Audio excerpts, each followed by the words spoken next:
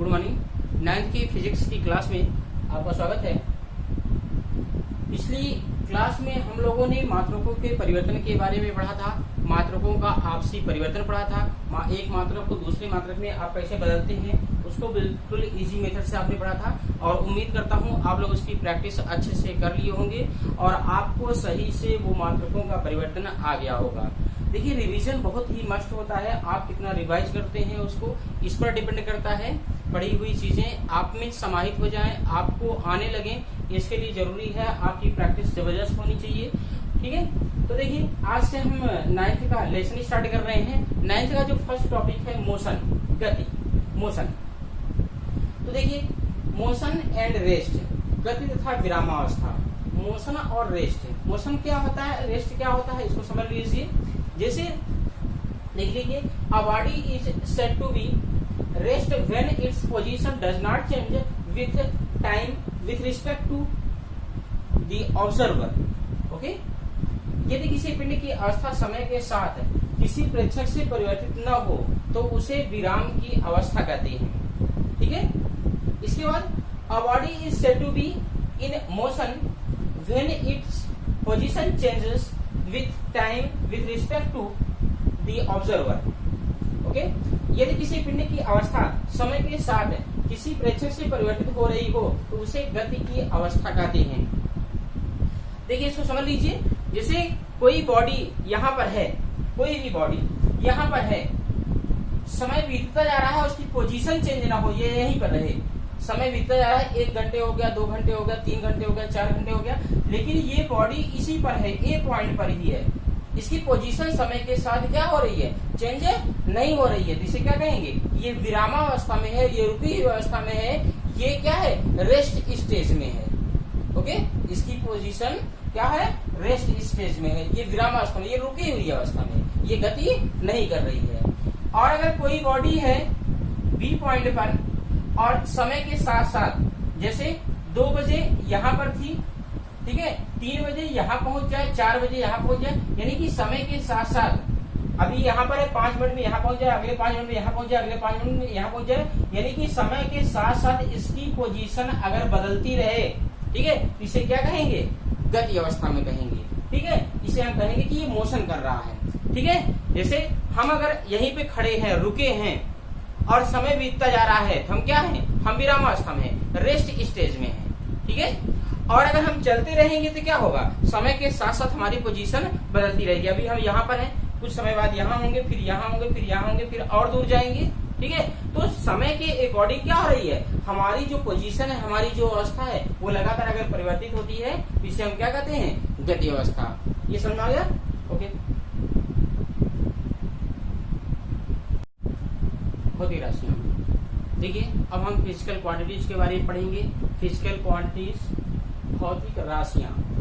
देखिए, भौतिक राशियां वैसे तो कई प्रकार की होती हैं, लेकिन मुख्यतः आप 2 ही प्रकार की पढ़ते हैं। ठीक है, भौतिक राशियां मुख्यतः कितने प्रकार की होती हैं, 2 प्रकार की हैं। Physical quantities are mostly 2 types. First is scalar quantities, इन्हें अदिश राशियां कहते हैं। सेकंड इज वेक्टर क्वांटिटीज, इन्हें सदिश राशियां कहते हैं। स्केलर क्वांटिटीज और वेक्टर क्वांटिटीज, यानी कि सदिश राशियां और अदिश राशियों को समझने के लिए 2 चीजें समझना बहुत जरूरी है, जिसे हम कहते हैं परिमाण। क्या कहते हैं, जैसे परिमाण। ठीक है, यहाँ थोड़ा समझ लीजिए। फिजिकल क्वांटिटीज भौतिक राशियां, physical quantities are mostly 2 types, 2 प्रकार की होती हैं। इसको थोड़ा यहाँ हम रफ करेंगे।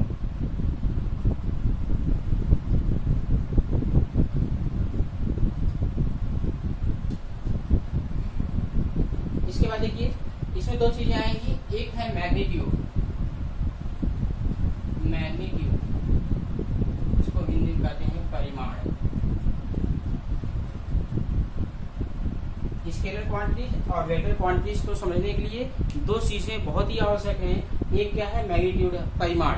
मैग्नीट्यूड क्या होता है, जैसे किसी भी बॉडी पर, किसी भी वस्तु पर कोई फोर्स अप्लाई हो रहा है, किसी बॉडी पर कोई फोर्स अप्लाई हो रहा है, यानी किसी वस्तु पर कोई बल लग रहा है, तो मान लेते हैं हम 5 न्यूटन का बल लग रहा है। कितने न्यूटन का, 5 न्यूटन। तो जो ये 5 न्यूटन का फोर्स लग रहा है, ये क्या है, ये उसका मैग्नीट्यूड है।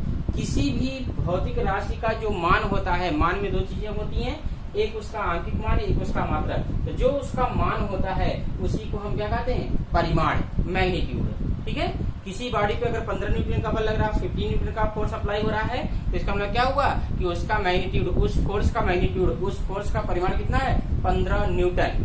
ओके, ये तो पहली चीज हो गई। और दूसरी बात, जैसे मान लीजिए कोई वस्तु अगर 15 मीटर की दूरी तय करता है, 15 किलोमीटर की दूरी तय करता है, तो ये 15 किलोमीटर क्या हुआ, उसका मैग्नीट्यूड हुआ, उस डिस्टेंस का क्या हो गया, मैग्नीट्यूड, मान। अब इसके बाद दूसरा होता है दिशा, इसे बोलते हैं डायरेक्शन। डायरेक्शन, तो डायरेक्शन तो आप जानते हैं, पूरब, पश्चिम, उत्तर, दक्षिण, ठीक है, ईस्ट, वेस्ट, नॉर्थ, साउथ, ठीक है, ये डायरेक्शन है। तो डायरेक्शन के बारे में तो आप जानते हैं। तो कोई भी देखिए, कोई भी ये दो राशियां हैं, जैसे भौतिक राशियां हैं, कई प्रकार की हालांकि होती हैं, लेकिन आप 2 राशि की पढ़ेंगे, स्केलर क्वांटिटीज और वेक्टर क्वांटिटीज। तो इन दोनों को समझने की ये 2 चीजें आवश्यक है, मैग्नीट्यूड एंड डायरेक्शन, यानी कि परिमाण और दिशा। परिमाण में हमने बताया कि किसी भी भौतिक राशि का जो मान होता है उसी को हम क्या कहेंगे, मैग्नीट्यूड, परिमाण। और जो डायरेक्शन होगी, ठीक है, किसी भी दिशा में अगर वो फोर्स अप्लाई हो रहा है, किसी दिशा में वो जा रहा है, तो वो जो डायरेक्शन होगी उसे क्या कहेंगे, डायरेक्शन, दिशा। इसमें हमारा, जैसे मान लीजिए हमें पूरब की तरफ 5 किलोमीटर जाना है, तो पूरब की तरफ क्या हो गया, ठीक है, पूरब की तरफ क्या हो गया, ये डायरेक्शन हो गई। और 5 किलोमीटर जाना है तो 5 किलोमीटर क्या हो गया, ये उसका मैग्नीट्यूड हो गया। ओके, अब इसमें देखिए स्केलर क्वांटिटीज, अदिश राशियां, और वेक्टर क्वांटिटी, सदिश राशियां। देखिए जो अदिश राशियां होती हैं इसमें डायरेक्शन नहीं होती, स्केलर क्वांटिटी में क्या होती है, डायरेक्शन नहीं होती है। ठीक है, इसको व्यक्त करने के लिए, इसको बताने के लिए डायरेक्शन की आवश्यकता नहीं होती है, केवल मैग्नीट्यूड बता दीजिए, हो गया। यानी कि इस स्केलर क्वांटिटीज को अब डिस्क्राइब करने के लिए केवल क्या होगा, केवल और केवल परिमाण यानी कि मैग्नीट्यूड बताना पड़ेगा, आपको डायरेक्शन बताने की जरूरत नहीं है, होती ही नहीं है। और वेक्टर क्वांटिटीज में क्या है, सदिश राशियों में क्या है, सदिश दिशा के साथ ये अदिश दिशा की अनुपस्थिति होती है। ठीक है, तो जिसमें इसमें क्या है, दिशा और परिमाण दोनों की आवश्यकता होती है। ये समझ में आ रहा है? फिर समझ लीजिए, स्केलर क्वांटिटी यानी कि अदिश राशि के लिए केवल मैग्नीट्यूड की जरूरत पड़ती है, और इसको प्रदर्शित करने के लिए क्या होगा, मैग्नीट्यूड के साथ साथ डायरेक्शन की भी जरूरत पड़ती है। यानी कि मैग्नीट्यूड दोनों जरूरत है, परिमाण दोनों में जरूरी है, लेकिन इसमें दिशा नहीं होती है, इसमें दिशा होती है।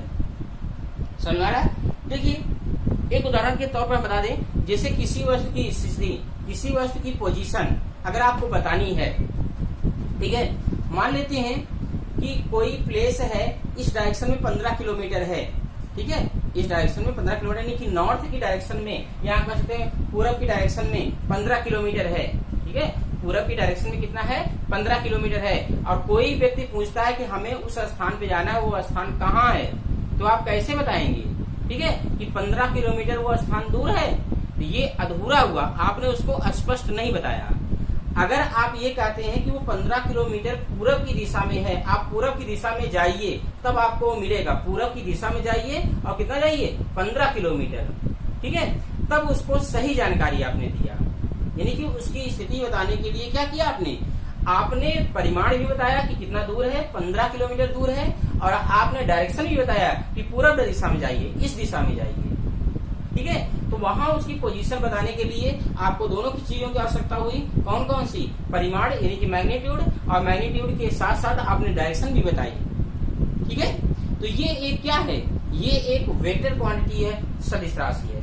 ठीक है, अब जैसे कि कोई अगर आपसे टाइम पूछता है कि आपकी घड़ी में कितना बजा है, ठीक है, क्या टाइम हो रहा है, तो आप क्या बताएंगे कि 5 बजा है, 5 o'clock। ठीक है, 5 बजा हुआ है हमारी घड़ी में, आप उसको टाइम बता रहे हैं कि 5 बजा हुआ है।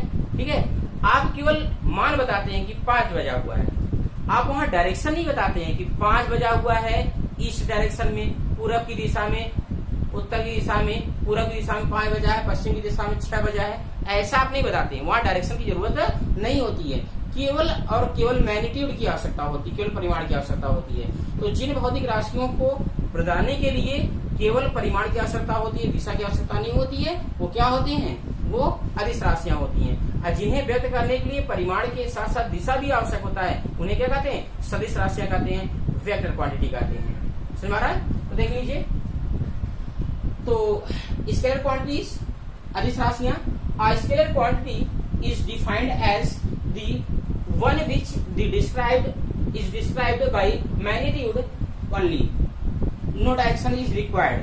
ठीक है, a scalar quantity is defined as the one which is described by magnitude only, no direction is required. ठीक है, that is वेक्टर क्वांटिटीज। वे भौतिक राशियां जिन्हें व्यक्त करने के लिए केवल परिमाण की आवश्यकता होती है, दिशा की नहीं, वो अदिश राशियां कहलाती हैं। ओके, यानी कि ऐसी राशियां जिन्हें बताने के लिए केवल परिमाण की आवश्यकता होती है, दिशा की आवश्यकता नहीं होती है, वो क्या कहलाते हैं? अदिश राशियां कहलाती हैं। एग्जाम्पल देख लीजिए अदिश राशियों का, जैसे डिस्टेंस, दूरी, कोई भी दूरी हम मेजर करते हैं तो दैट इज क्या है? Scalar quantities. Okay, distance is a scalar quantities, distance दूरी। स्पीड चाल, चाल इज जैसे चाल है, ठीक है, स्पीड, तो speed is a scalar quantity, चाल एक क्या है? अदिश राशि है। टाइम, ठीक है, टाइम समय, समय भी क्या है? स्केलर क्वांटिटी है, अदिश राशि है। इसके बाद मास, द्रव्यमान, द्रव्यमान भी क्या है? स्केलर क्वांटिटीज है। टेम्परेचर, ठीक है, ताप, ताप भी क्या है? अदिश राशि होती है। तो ये जो राशियां हैं इनके अतिरिक्त तो और भी हैं इसी तरह की, ठीक है। तो ऐसी जो राशियां हैं, देखिए इन राशियों को बताने के लिए केवल क्या होता है? केवल मैग्नीट्यूड परिमाण की आवश्यकता होती है, डायरेक्शन की आवश्यकता नहीं होती है। इसीलिए एक ऐसी राशियां होती हैं, ये अदिश राशियां होती हैं। इसके पश्चात देख लीजिए है वेक्टर क्वांटिटी, सदिश राशि। सदिश राशि क्या होती है? A vector quantity is one which is described by magnitude as well as direction। यानी कि इसमें क्या होता है? इसमें आप उसको डिस्क्राइब करने के लिए क्या करते हैं? मैग्नीट्यूड की आवश्यकता होती है एज वेल एज डायरेक्शन, यानी डायरेक्शन की भी आवश्यकता होती है। तो that is vector quantities. Okay, वे भौतिक राशियां जिन्हें व्यक्त करने के लिए परिमाण एवं दिशा दोनों की आवश्यकता होती है, वो क्या होती हैं? सदिश राशियां कहलाती हैं। ठीक है, यानी कि ऐसी राशियां जिन्हें व्यक्त करने के लिए मैग्नीट्यूड के साथ साथ, परिमाण के साथ साथ आपको डायरेक्शन भी बताने की जरूरत पड़ती है, तो दैट इज वेक्टर क्वांटिटी, वो सदिश राशियां होती हैं। एज एग्जाम्पल देख लीजिए डिस्प्लेसमेंट, यानी कि विस्थापन, विस्थापन डिस्प्लेसमेंट इज वेक्टर क्वांटिटी, यानी कि विस्थापन एक सदिश राशि है। और वेलोसिटी, वेग, velocity is a vector quantities. ठीक है, वेग भी क्या है? सदिश राशि है। फोर्स, फोर्स यानी कि बल। इसी तरह एक्सेलरेशन, एक्सेलरेशन भी क्या होता है? एक vector quantity. Acceleration is a vector quantities. Okay, जो त्वरण है वो भी क्या होती है? सदिश राशि होती है।